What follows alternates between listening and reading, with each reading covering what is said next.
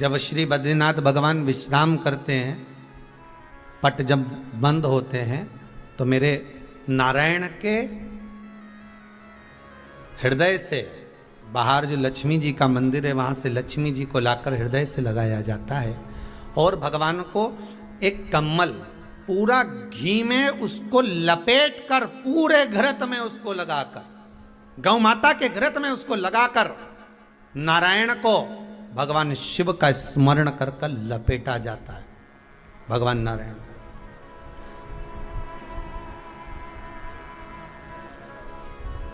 बद्रीनाथ बाबा के मंदिर में दिया घी से भर दिया जाता है, ताले लगा दिए जाते हैं, सब नीचे आ जाते हैं। जब अक्षय तृतीया के समय पर पट खोलते हैं, बाबा का कम्मल घृत से जुड़ा हुआ वैसा कि वैसे ही घृत भरा हुआ, घृत में स्थिरता है, घर में घृत के अंदर लक्ष्मी का भाव आ जाता है। हमारे यहाँ हिंदू धर्म में बहुत सुंदर बात कही जाती थी पहले, आजकल जमाने में कहते कि नहीं कहते मालूम नहीं, पर मारवाड़ के अंदर एक रीति थी। घर के अंदर रसोई घर में एक इतनी बड़ी कुल्हड़ होती थी जिसमें घी भरा होता था, छोटी सी चम्मच होती थी, उसमें पूरे घर का घी खाली हो जाए और उस कुल्हड़ का घी खाली नहीं होना चाहिए। नानी भाई का मायरा सुना है आप लोगों ने?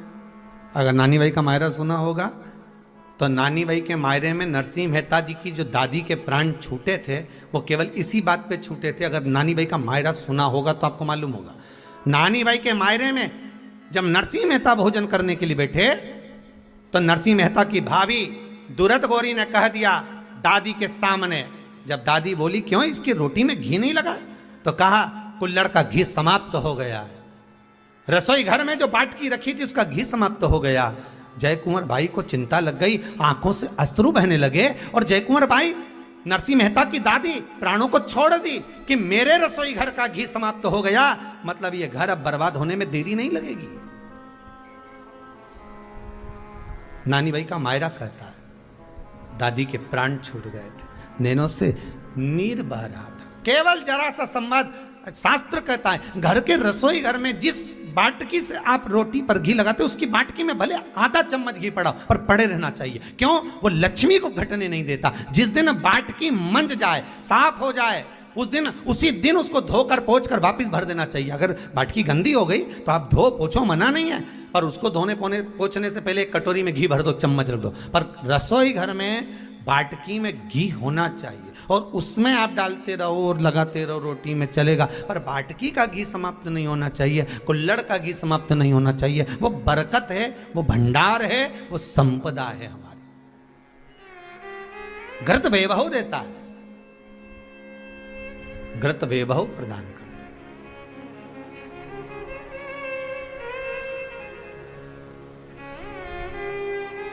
घृत वैभवता देता है। कितना सुंदर कहा है।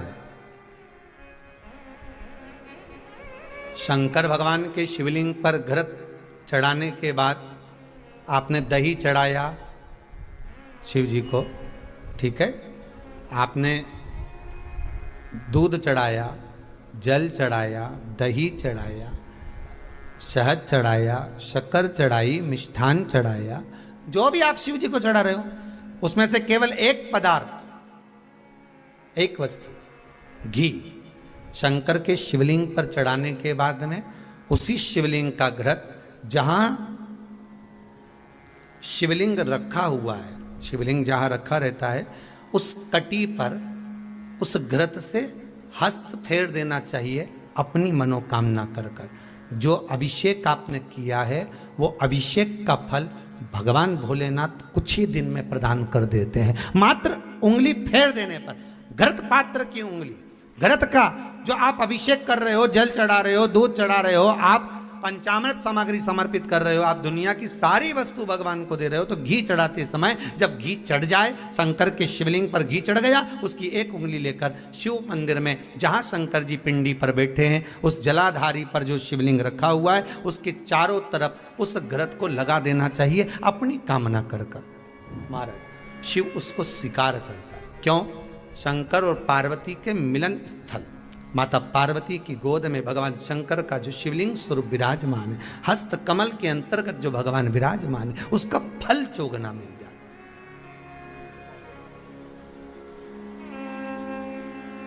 शक्तिपीठ नाम सुना है? अरे बोलो तो, जितने लोग कथा सुन रहे, शक्तिपीठ नाम सुना है? शक्तिपीठ का मतलब क्या होता है?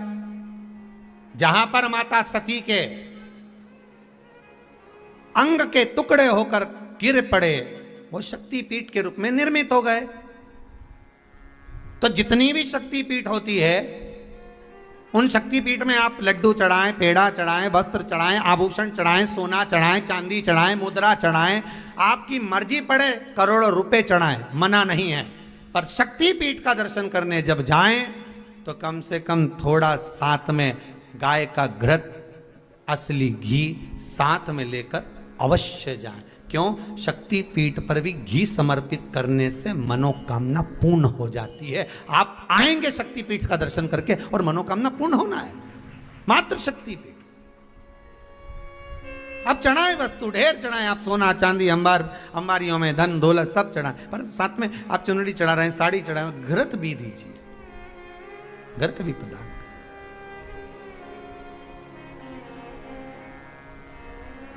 घृत का दान मूल है। धर्म पत्नी से संतान नहीं, औलाद नहीं, बड़े दुखी है, बड़े दुखी। अच्छा, संतान नहीं हो, किसी नारी की गोद अगर, स्त्री की गोद अगर खाली रह जाए तो भी दुख होता है उसको कि मेरे घर में औलाद नहीं, संतान नहीं। हम कई बार कहे, आज फिर कहते हैं, ये टेस्ट भी बाद में कराना, सारी जांचें बाद में कराना। एक बार शंकर का भजन कर कर देखना। सब जगह से अगर हार जाओ और सारे रिपोर्ट आपकी आपने सब दूर दिखा ली, तो एक बार शंकर पर भरोसा कर कर तुमरुका जी का नाम लेकर सफेद आंकड़े की जड़ को शिव जी पे से रजस्वला धर्म के 7वें दिन 21 बार घुमा लो। नाम गोत्र बोलकर कमर में लाल धागे में बांध लो। पीपल के पत्ते शिव जी को चढ़ाओ, उठाकर लाओ। उस एक पत्ते को रात्रि को गाय के दूध में उकालो और उस दूध को दोनों पति पत्नी पियो। साथ रहिए, समय आएगा, बाबा चाहेगा तो 3 या 4 महीने में गर्भ ठहर ही जाएगा। सारे डॉक्टर को दिखा लिया अपनी जगह, टेस्ट भी करवा लिया अपनी जगह, पर एक बार प्रयोग, और वो विश्वास रखकर करना पड़ेगा। शंकर पर जो भी कार्य कर रहे हो आप, जो उपाय कर रहे हो आप, शिव का स्मरण कर, भगवान पर अगर विश्वास रखोगे, भरोसो दृढ़ इन चरणन करो, श्री वल्लभ नख चंद्र छटा बिन सब जगह माही अंधेरो। अगर भरोसा है तो शंकर है, और भरोसा नहीं तो शिव कहां से। विश्वास लेकर अगर आए हो तो काम तो होगा। ये लोग काशी से आए हुए हैं, विश्वास लेकर ही तो आए होंगे कि हम जाएंगे शंकर की कथा में तो बाबा कृपा जरूर करेगा। कई लोग यहाँ पर बैठे हुए हैं जो विश्वास लेकर आए हुए हैं, दूर दूर से आए हुए हैं, केवल विश्वास लेकर कि भगवान कृपा करेगा किसी न किसी रूप में, मुझे विश्वास है कि बाबा मेरी सुनेगा।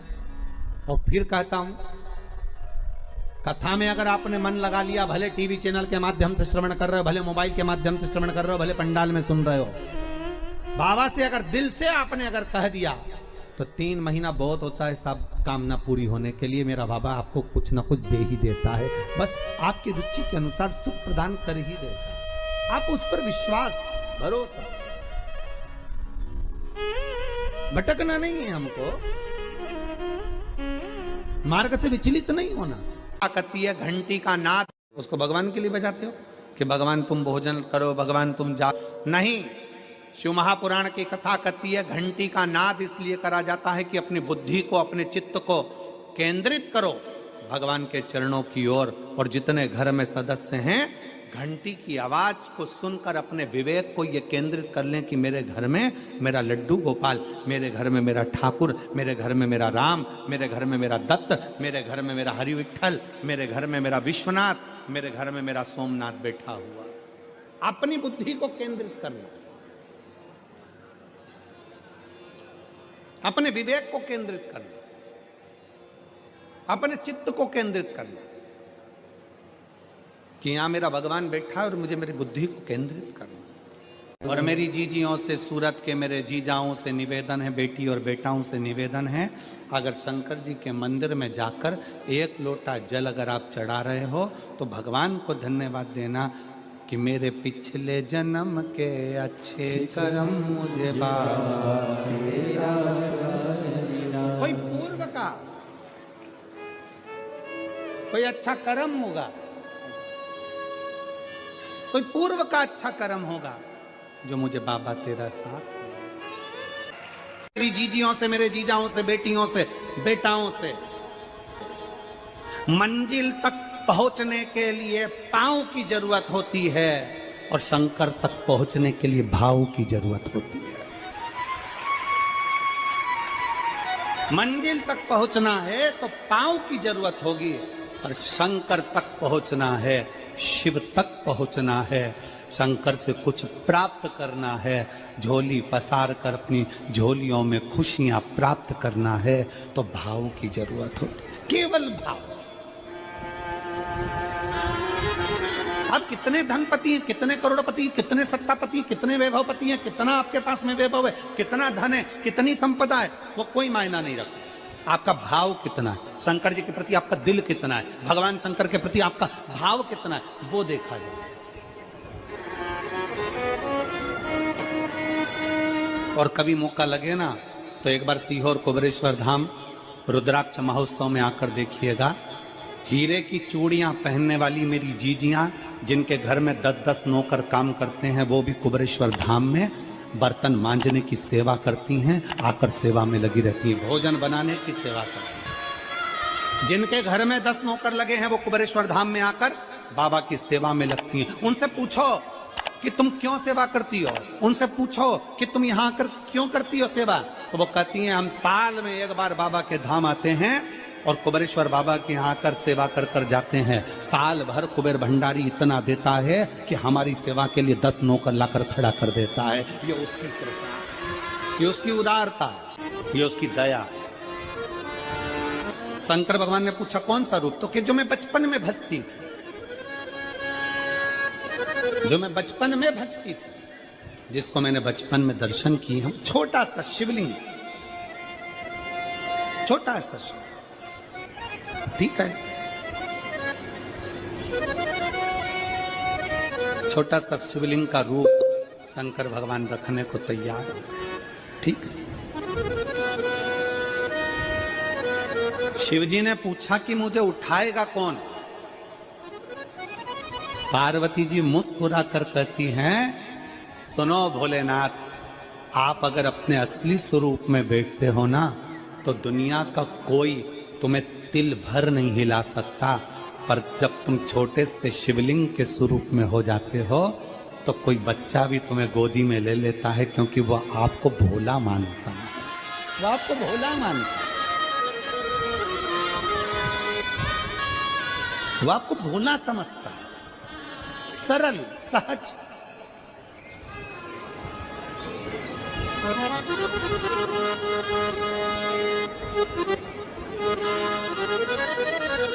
बहुत बड़ा दर्शन का फल है।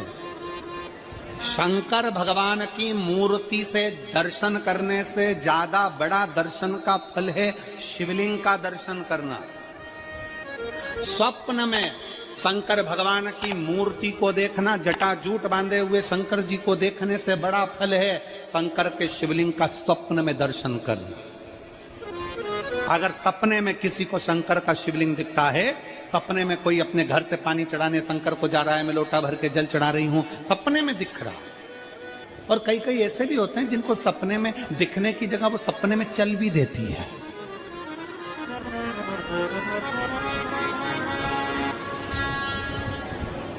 महाराष्ट्र में कथा थी तो वहां एक पत्र आया था, एक भाई ने लिखा था मेरी पत्नी से मैं बहुत परेशान हो गया हूं।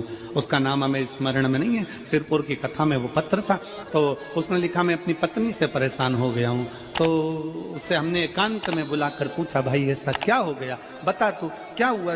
उसका फोन नंबर था, उसको फोन लगवाया, पूछा क्यों परेशान हो गया। उसने कहा मेरी पत्नी रात को चिल्लाती है, बोल बम का नारा है बाबा एक साथ, कभी कभी सपने में बैठकर चिल्लाती रहती है, ऐसे बैठ जाएगी और चिल्लाएगी श्री शिवाय नमस्तुभ्यं ओम श्री शिवाय नमः।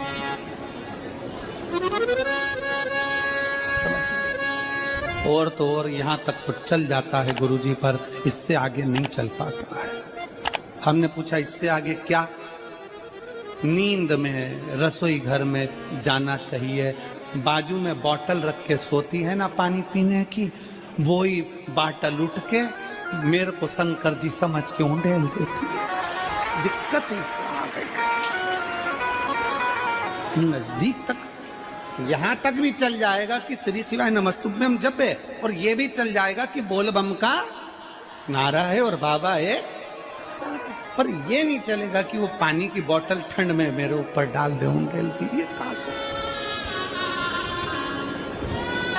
हमने कहा तू कल अपनी धर्म पत्नी को लेकर आना। उसकी पत्नी आई, आंखों से उसके नीर बह रहा था, जल,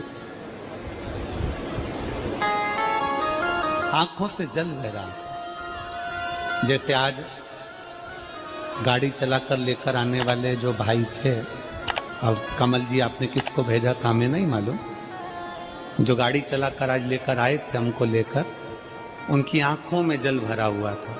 वो कह रहे थे जब पहले गुड़ियारी में कथा थी, सबसे आखिरी में बैठकर कथा सुनी थी, एक विनती करी थी बाबा से कि बाबा बस ऐसा कर देना।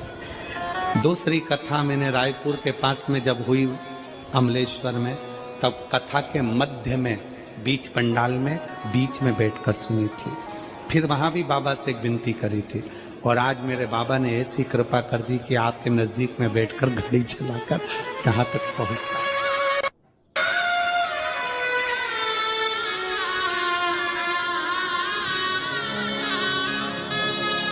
शिव कृपा। गाड़ी चलाते चलाते उनकी आंख में जल था, तो हमने उस दीदी से पूछा, जीजी तुम रो क्यों रही हो, ये बताओ रोने का कारण क्या है?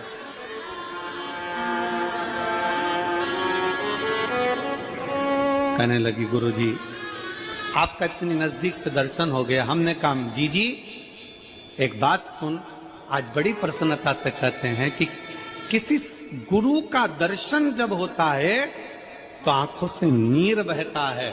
भगवान से प्रार्थना करना कि एक बार उसका दर्शन हो जाए तो हमारी जिंदगी उसकी हो जाए, उसका दीदार। कितनी आतुरता थी मेरे राम जी की। राम जी ने शिवलिंग की स्थापना जब रामेश्वर में करी, उसके पहले राम जी ने हनुमान जी से कहा जाकर कैलाश पे से शिवलिंग लेकर आओ। रामचरितमानस का स्मरण करिएगा, जाओ कैलाश पर से शिवलिंग लेकर आओ, मुझे यहाँ पर पूजन करना है। राम जी ने हनुमान को शिवलिंग लेने भेज दिया। रामेश्वर धाम में राम जी इंतजार कर रहे थे, तभी हनुमान जी तो गए थे शिवलिंग लेने के लिए, और मां जानकी ने शिवलिंग का निर्माण कर दिया। राम जी ने शिवलिंग का निर्माण कर दिया, जानकी जी ने शिवलिंग का निर्माण कर दिया। मतलब शिव जी को प्राप्त करने के लिए क्षण की भी देरी नहीं करना चाहिए। तुरंत हनुमान जी शिवलिंग लेकर आए, हनुमान जी की आंख में जल। हनुमान जी बोले प्रभु, हनुमान जी बोले नाथ मेरे को शिवलिंग लेने भेजा था और मैं शिवलिंग लेकर आया, उससे पहले आपने रामेश्वर धाम की स्थापना कर दी। अब मेरे शिवलिंग का क्या होगा जो मैं लेकर आया? राम जी मुस्कुराकर बोले, रे हनुमान, शंकर के शिवलिंग की पूजन में तो देरी करना ही नहीं चाहिए। जैसा बन जाए वैसा बना लो, जैसी पूजन हो जाए वैसी कर लो, जैसी आराधना हो जाए वैसी कर लो। तो मेरे शिवलिंग का क्या होगा? राम जी ने कहा चिंता मत करो हनुमान, इस शिवलिंग को मैं ले जाकर स्थापित करता हूँ। एक शिवलिंग हनुमान जी महाराज का स्थापित करा, एक शिवलिंग सीता जी के हाथ का राम जी ने स्थापित करा। जो सीता जी के हाथ का स्थापित करा वो रामेश्वर शिवलिंग हुआ, और जो हनुमान जी के हाथ का स्थापित किया वो हनुमतेश्वर शिवलिंग हुआ, जो आज भी रामेश्वर में विराजमान। भगवान राम जी ने कहा सुनो हनुमान, जो रामेश्वर का दर्शन करने के लिए आएगा, रामेश्वर बाबा पर जल चढ़ाएगा, गंगोत्री से जल लेकर यहाँ पहुंचेगा, और गंगा जल जब वो रामेश्वर भगवान को चढ़ाएगा, रामेश्वर भगवान को चढ़ाया हुआ बड़े भाव से थोड़ा सा जल जब तक वो हनुमतेश्वर को नहीं चढ़ाएगा तब तक उसके 12 ज्योतिर्लिंग की यात्रा पूर्ण नहीं होगी। हनुमतेश्वर ज्योतिर्लिंग पर भी शिवलिंग का रूप धारण करे शंकर जी विराजमान। भगवान के स्वरूप से बड़ा शिवलिंग, और जितना पूजन का मौका मिल जाए, कोई कह दे ना, हमसे कोई कह दे किसी के यहाँ जाओ और कोई कह दे कि गुरुजी हमारे घर के मंदिर का दर्शन करिए, सबसे बड़ी खुशी हमारे जीवन की। ऐसा लगता है अंदर फुलझड़ियां फूट गई, उसमें भगवान शंकर का दर्शन होगा, उसमें लाडले ठाकुर का दर्शन होगा, उसमें उनकी कुल देवी का दर्शन होगा, उसमें देवता का दर्शन होगा। परिवार से मिलेंगे बाद में, पहले मिलो अंदर विराजमान शिव से। कई बच्चे गले में रुद्राक्ष पहने रहते हैं ना, कई बच्चे, कई बेटियां, कई माताएं अपने गले में रुद्राक्ष पहनी रहती हैं, कई मेरे भाई अपने गले में रुद्राक्ष पहने रहते हैं। और बच्चे के गले में जब रुद्राक्ष का दर्शन होता है तो ऐसा लगता है कि शंकर इसके साथ कदम से कदम मिलाकर चल रहा है। पहले हम उस रुद्राक्ष को नमन करते हैं। जिसके गले में रुद्राक्ष होता है पहले हम उसको नमन करते हैं, क्योंकि उसके गले में शंकर स्वयं विराजमान है, शिव उसके साथ चल रहा है। में शंकर स्वयं विराजमान है, शिव उसके साथ चल रहा।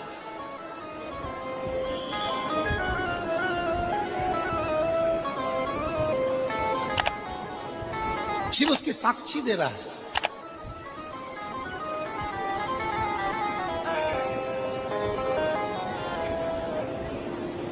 शंकर कृपा करने वाला दयालु दातार, उसकी उदारता, उसकी करुणा। एक पत्र है,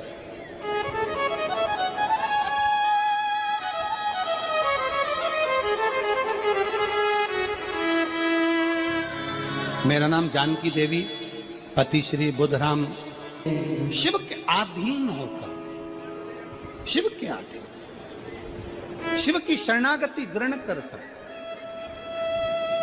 शंकर की, हम शिव के अधीन होकर। क्या देगा शिव, क्या प्रदान करेंगे भगवान शंकर? मेरी जीजियों, मेरे जीजाओं, मेरी माताओं, मेरे भाई, मेरी बहनों, मेरी बेटी और बेटाओं, जो ये तुम्हारे पास में आकर कोई टॉफी बांट देता है, तुम्हारे पास आकर कोई पानी बांट देता है, तुम्हारे पास आकर कोई बिस्कुट बांट देता है, बाहर जाते जाते कोई खिचड़ी बांट रहा है, कोई चावल बांट रहा है, कोई सांबर बांट रहा है, कोई पूड़ी बांट रहा है, कोई सब्जी बांट रहा है, उस व्यक्ति का नंबर भी लेकर रखो और पूछना कि 3 महीने में तूने जो रायपुर में किसी का मुंह झूठा कराया था, तेरे को 3 महीने में बाबा ने दुगना चौगना दिया कि नहीं दिया। उससे पूछना कि उसने प्रदान किया कि नहीं किया। वो शिव है, शंकर है। अपना रूप बदल लीजिए, शंकर भगवान अपना रूप बदल लो। शिव जी शिवलिंग की आकृति, पार्वती जी से पूछ रहे मुझे उठाएगा कौन? शंकर भगवान से पार्वती जी कर रही हैं, अगर आप स्वरूप में रहेंगे तो कोई नहीं उठाएगा, पर आप शिवलिंग की आकृति में आ गए तो कोई भी उठा ले।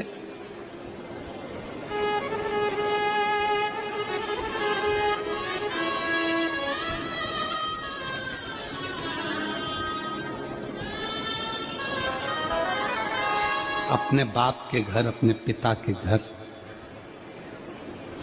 अपने पिता के घर, अपने बाबुल के घर, अपने पिता के घर, अपने बाप के घर जब भी जाते हैं एक दिल लेकर, एक भाव लेकर जाते हैं।